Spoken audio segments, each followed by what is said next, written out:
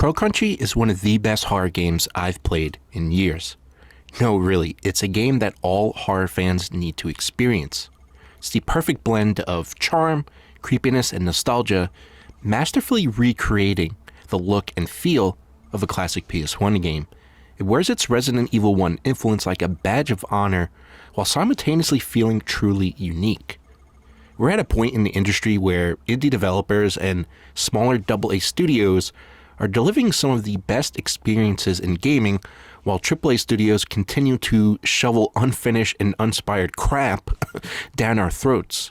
Which is why it's extra funny that a game that is essentially trying to be a classic PlayStation 1 experience is better than most of the slop that gets released year after year. It's a very simple game meant to mimic the feeling of exploring the Spencer Mansion in Resident Evil 1 for the first time.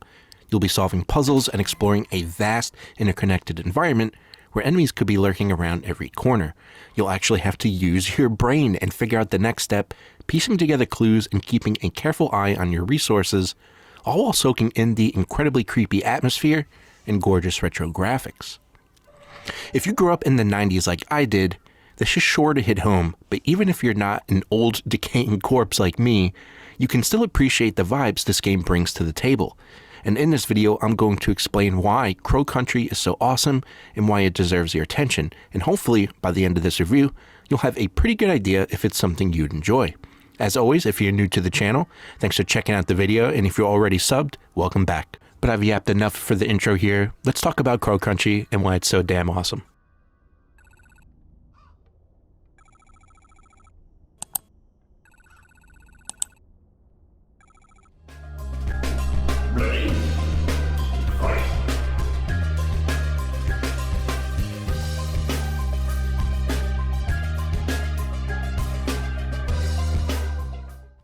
Crow Country takes place in 1990. You'll be playing as Mara Forrest, searching for a missing person inside the abandoned Crow Country amusement park. I won't go into story beats because it's more enjoyable to find out for yourself, and even if Mara is the main protagonist, it's the theme park itself which ends up being the main character here. Exploring this park is genuinely the best part of the game in my opinion.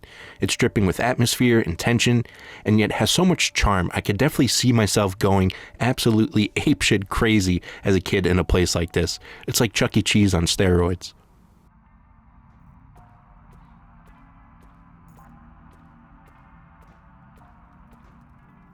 Crow Country is broken up into several different themed areas, like a fairy tale forest, the main square, and even a haunted Halloween town, which is my favorite by far. It's so easy to see how this place would have been very popular before, people started dying and turning into horrible mutated creatures. The PS1 style graphics really bring this place to life in a way that I don't think modern games would have been able to. It's obviously very reminiscent of Resident Evil, Final Fantasy VII, but also reminds me a lot of those point-and-click adventure games we would play in computer class back in the day. Yes, I'm old, I'm in my 30s. Games like Pajama Sam or Fatty Bear. And if you don't know Fatty Bear, you're missing out, and you're also probably too young.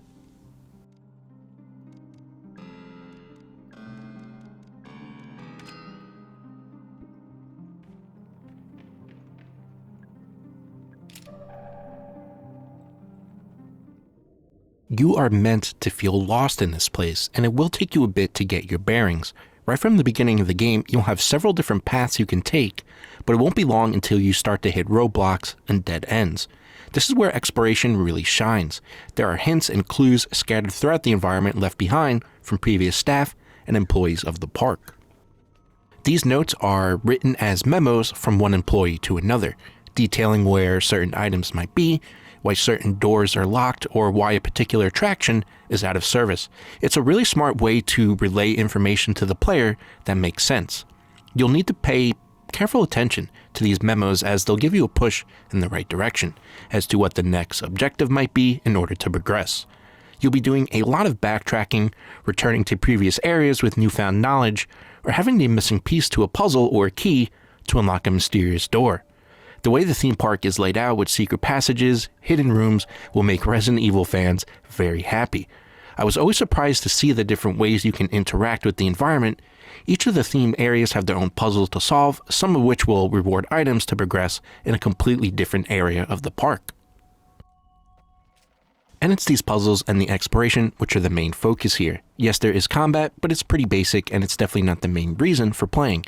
You have two different control options, a modern take and classic tank controls if you're a masochist. You'll have access to a pistol, shotgun, magnum, and other horror staples.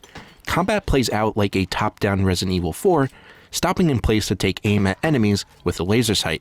You can aim for the head and other weak points, but some enemies might be low to the ground or react with sudden bursts of speed, which will always cause a bit of panic.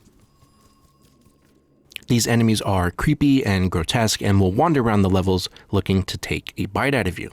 You can either choose to engage with these monsters or ignore them completely, and both of these options have their pros and cons. Choosing to fight will make backtracking much easier, which is important because new enemies do appear in previously explored areas, but might leave you with little ammo for the next encounter. You'll have to choose your battles carefully. Luckily, ammunition and supplies can be found within the environment. Digging through trash cans, searching bookshelves, breaking crates, and the like can all reward you with valuable tools to survive.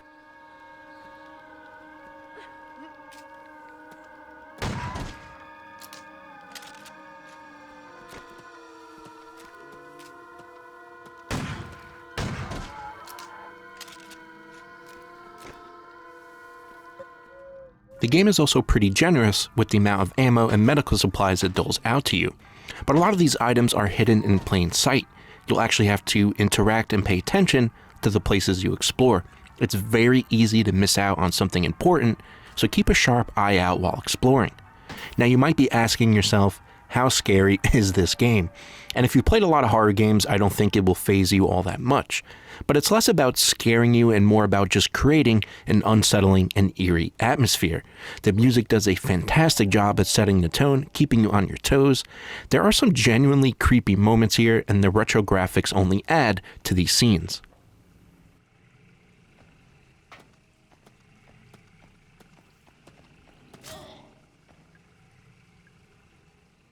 If you're new to survival horror, this is actually a great place to start. It's not too scary, but if you never play these types of games, it'll get the job done. It also nails all the fundamentals that make a good horror game. It has an interesting location to explore, filled with tons of secrets, puzzles to solve, with some of them actually being very clever. Lots of lore and notes to find to piece together the greatest story, as well as some disturbing enemies to kill or run away from. It's a love letter to classic survival horror, and you can feel the passion in every room you enter. Whether you're catching your breath in one of the calming save rooms, using your flashlight to illuminate a dark hallway, or finally figuring out that damn fucking puzzle that totally didn't destroy my baby brain, Crow Crunchy gets it, man. These devs understand horror, and they understand the feeling of playing a classic PS1 game.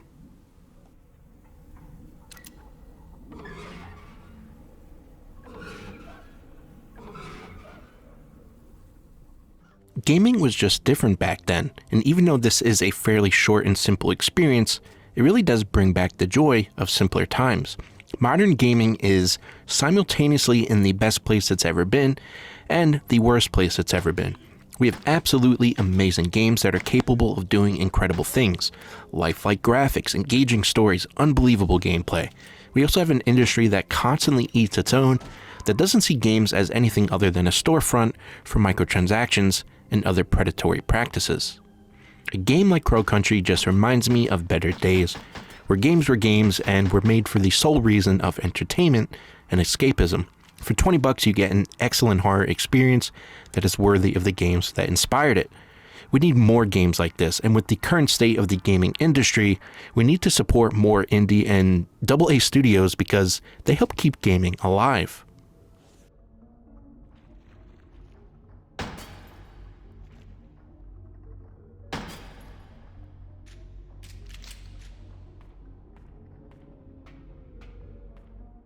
Crow Country is a truly awesome game that deserves your attention, and I hope this video helped convince you to give it a try, even if you're not somebody that normally plays horror games. As I said, it's the perfect introduction to horror because it's not too scary and it's not too hard, but still has all the right vibes for a perfect horror experience. The retro graphics are expertly done, and exploring this theme park is a truly rewarding time. I hope to see more from this studio because they absolutely killed it. But yeah, that's my take on Crow Country. I obviously loved it, and if you made it this far in the video, I hope you'll toss a like and a sub my way. Really means a lot. Let me know what you think of the game down below. But until the next one, take care. Thanks for watching. Peace.